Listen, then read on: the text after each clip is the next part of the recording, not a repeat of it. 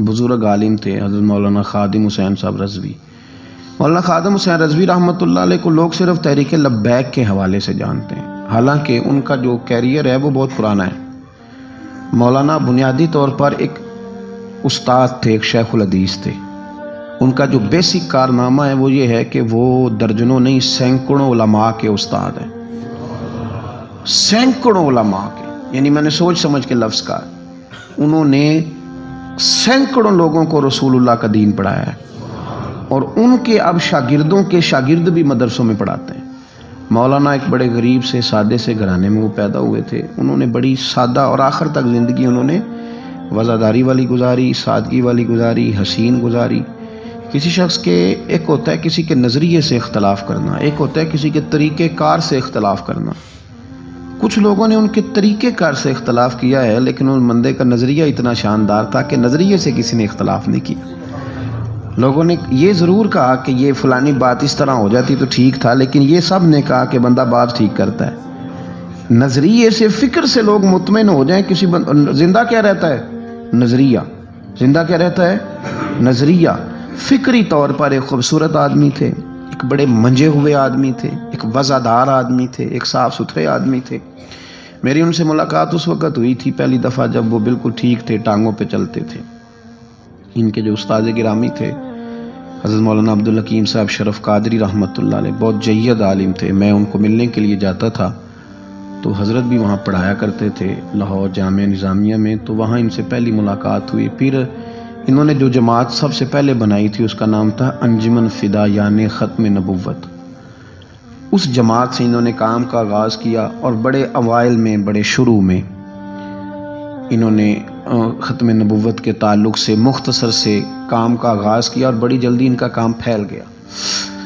مکی پیر مکی دربار میں یہ اوقاف کی مسجد کے سرکاری خطیب تھے، لیکن حضرت ممتاز قادری صاحب رحمۃ اللہ علیہ کی شہادت پہ انہوں نے سرکاری ملازمت چھوڑ دی تھی۔ اس کے بعد انہوں نے بڑی محنت کی، بڑی جد و جہد کی، بڑی کاوش کی، بیمار اور معذور ہونے کے باوجود بڑی کوششیں فرمائیں، اور بڑے نڈر تھے، بڑے بے باک تھے، بڑے خوبصورت تھے۔ سب سے بڑی بات یہ تھی کہ سکہ عالم دین تھے۔ جماعت کسی بھی سیاسی جماعت کے پاس اتنا تگڑا بندہ نہیں جس طرح کہ حضرت مولانا خادم حسین رضوی صاحب تھے۔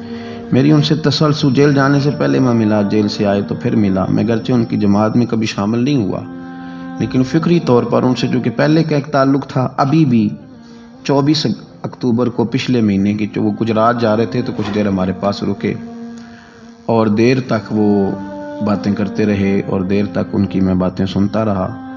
پھر وہ مجھ سے کچھ سوالات پوچھتے رہے، میں ان کے جواب دیتا رہا۔ پھر اچانک جو ہے وہ کچھ دن پہلے خبر ملی کہ ان کا طبیعت ان کی بڑی علیل ہے۔ میں نے تیمارداری کے لیے کچھ ان کے جو قریبی لوگ تھے ان سے رابطہ کیا، بتایا کہ آپ ٹھیک ہیں، آپ تھوڑے بیمار ہیں۔ پھر کل اللہ تبارک و تعالیٰ کا فیصلہ قدرت آیا، اور تیزی کے ساتھ لوگ اٹھ گئے۔ اس 2020 نے بہت سارے لوگ اہل سنت کے لیے، لیکن اس شخص کا جانا کو زیادہ ہی تکلیف دے گیا۔ دل مائل نہیں ہوا، میں تو ناشتہ نہیں کر پایا طبیعت، اور میں نے پہلی دفعہ فیصلہ کیا تھا میں جمعہ نہیں چھوڑا کرتا۔ سوچا تھا کہ اگر جمعے کے بعد جنازہ ہوا تو جمعہ لاہور جا کے پڑھوں گا، لیکن ان کی نماز جنازہ کل 10 بجے ہے۔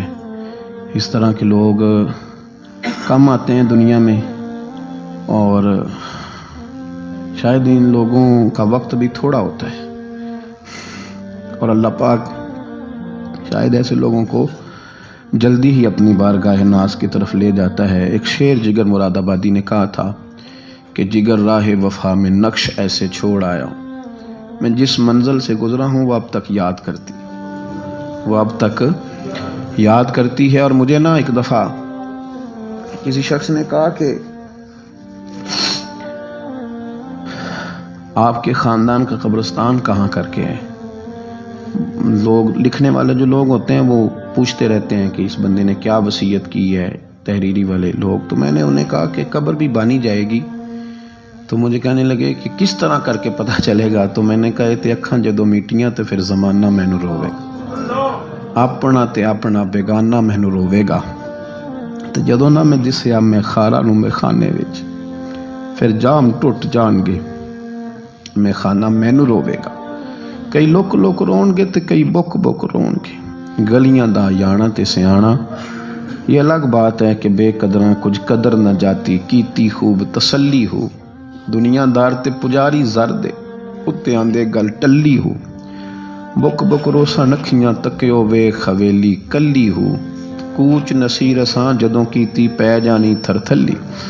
یہ بڑے قیمتی وجود کے لوگ ہیں، اللہ کریم ان کو اپنی خاص رحمتوں سے مالا مال فرمائے۔